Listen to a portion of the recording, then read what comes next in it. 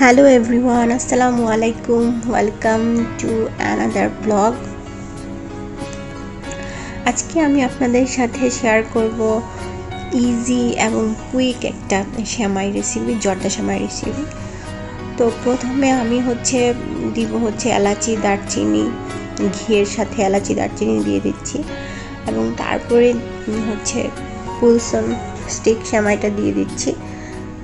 দিয়ে কিছুক্ষণ নেড়ে চেড়ে দেন আমি অ্যাড করছি চিনি। এটা আপনাদের স্বাদ অনুযায়ী চিনি অ্যাড করে নেবেন।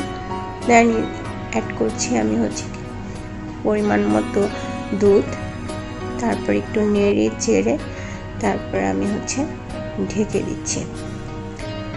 ঢেকে 5 মিনিট ওয়েট করব, যতক্ষণ না সেমাইটা সেদ্ধ হয়।